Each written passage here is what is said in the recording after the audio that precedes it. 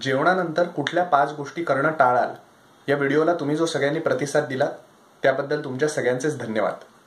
ज्यांनी व्हिडिओ पाहिला नसेल त्यांच्याकरता मुद्दाम डिस्क्रिप्शनमध्ये त्या व्हिडिओची लिंक देतोय. मागच्याच व्हिडिओत जसं मी सांगितलं होतं त्याप्रमाणे आज आपण बघणार आहोत की जेवल्यानंतर कुठल्या 5 गोष्टी कराव्यात. सगळ्यात पहिली आणि महत्त्वाची गोष्ट, जेवल्यानंतर हात स्वच्छ धुणं आणि तोंड खळखळून चुळा भरून स्वच्छ करणं. कदाचित तुम्हाला वाटेल की ह्यात काय सांगण्यासारखं आहे, हे तर आपण सगळेच जण करत असतो. मात्र आपल्याला आश्चर्य वाटेल, नीट विचार करून बघा की क्वचित कधीतरी हॉटेलमध्ये गेलायत म्हणून किंवा कुठेतरी बाहेर आहात म्हणून, कामाच्या ठिकाणी आहात म्हणून, आजूबाजूचे 4 लोक आपल्याला काय म्हणतील या भावनेने अनेकदा आपण खळखळून चुळा भरणं टाळत असतो.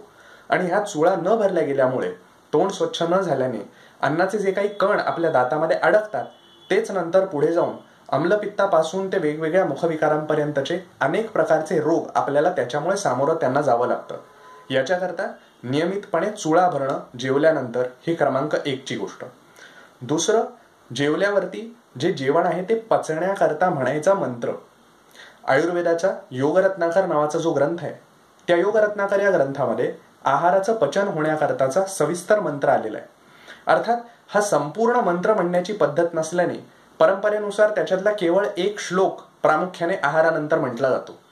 हा संपूर्ण मंत्र काय आहे हे सुद्धा मी डिस्क्रिप्शनमध्ये दिलेलं आहे, ते आवर्जून बघा. पण ह्यातली जी ओळ नेहमी म्हटली जाते ती अशा पद्धतीचे: अगस्त्यं कुंभकर्णंच शनींच वडवानलम आहार परिपाकार्थम स्मरेच्चैव वृकोदरम. आणि हा मंत्र म्हटल्यानंतर किंवा तो मंत्र म्हणत असताना किंबहुना आपल्या पोटावरून घड्याळाच्या काट्याच्या दिशेने म्हणजेच क्लॉकवाईज असा आपला हात एक 4-5 वेळा फिरवावा. अर्थात इथे फार जास्त वजन द्यायचं नाहीये, मात्र हलक्या हाताने तो हात फिरवायचा आहे जेणेकरून त्या पचनाला चालना मिळावी.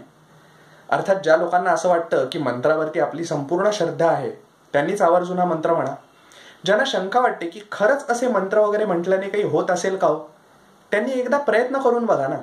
जर नाही होत असं वाटलं सोडून द्या. आणि ज्यांना असं वाटतं की मंत्र काहीतरी भंपकपणा आहे बरं का, त्याने काही फायदा होत नाही, त्यांनी त्याच्याकडे दुर्लक्ष करा. एक गोष्ट नक्की की कोणीही आपलं मत इतरांवरती थोपवायला मात्र जाऊ नका. आपल्याला पटतंय त्यानुसार त्या गोष्टी करा. ही दुसरी गोष्ट झाल्यानंतर आता आचार्य सुश्रुत असं सांगतात की जेवल्यानंतर करायचं काय, तर राजावत आसीत म्हणजे राजा ज्या पद्धतीने बसतो, थोडक्यात आरामात बसून राहायचं. जेवल्यानंतर आरामात बसायचं. हे किती वेळ बसायचंय, तर जेवल्यावर स्वाभाविकपणे जी डुलकी येत असते ना आपल्याला, ती डुलकीची भावना जाईपर्यंत आरामात बसून राहायचं असं सुश्रुत सांगतात.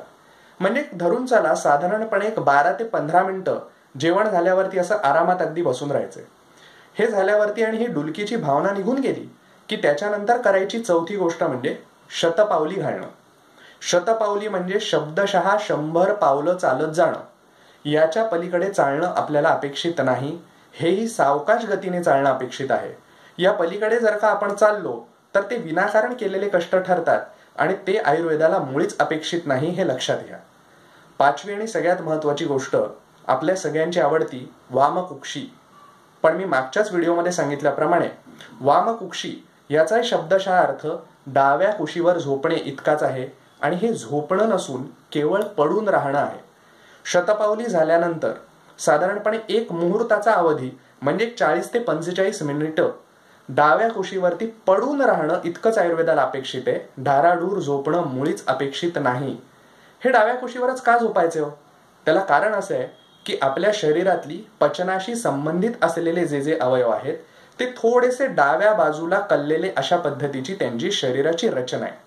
आणि मग या अवयवांना होणारा जो रक्तपुरवठा असतो, डाव्या कुशीवर आपण झोपलो की गुरुत्वाकर्षणाच्या विरुद्ध त्याला जास्त बळ लावावं लागत नाही.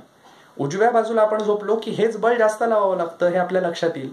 आणि याच्याकरता हे डाव्या बाजूला पडून राहणं हे जेवणाचं चांगल्या पद्धतीने परिणमन होणं किंवा त्या जेवणाचाच पचन चांगल्या पद्धतीने होणं याच्याकरता महत्वाचं आहे. आपल्याकडे पूर्वीपासून ज्या पद्धती, प्रथा, परंपरा आलेल्या आहेत त्या सगळ्याच वाईट आहेत. त्या सगळ्यामध्येच काहीच करण्यासारखं नाही असं नसून त्या प्रत्येकीच्या मागचं शास्त्र काय हे आपण समजून घेतलं पाहिजे, ते ह्याच्याच करता. आणि कदाचित याच्यातूनच आपण ह्याच्यात काय आणि त्याच्यात काय अशा शंका उपस्थित करण्याच्या ऐवजी त्यातून काहीतरी सकारात्मक बाहेर घेऊ शकतो, जी आपल्या सगळ्यांकरता महत्वाची गोष्ट असेल. थोडक्यात जेवणानंतर आत्ता सांगितलेल्या 5 गोष्टी करून बघा आणि आपल्या पचनात किती फरक पडतोय हे आपल्या स्वतःच्याच लक्षात येईल. आपल्या प्रतिक्रिया नेहमीप्रमाणेच कमेंट बॉक्समध्ये नोंदवा आणि आपल्याला ज्या विषयावरती माझ्याकडून जाणून घेण्याकरता आवडेल असे विषय देखील नेहमीप्रमाणेच कमेंट बॉक्समध्ये द्या. ज्या ज्या वेळेला मला शक्य होईल त्या त्या पद्धतीने आपल्याला प्रत्युत्तरं देणं किंवा त्या विषयाच्या संदर्भात व्हिडिओज अपलोड करणं ह्या गोष्टी आम्ही सतत करत राहू. जास्तीत जास्त लोकांपर्यंत आयुर्वेदाचं हे ज्ञान पोहोचवा आणि हो, स्वतःच्या तब्येतीची काळजी घ्या. धन्यवाद.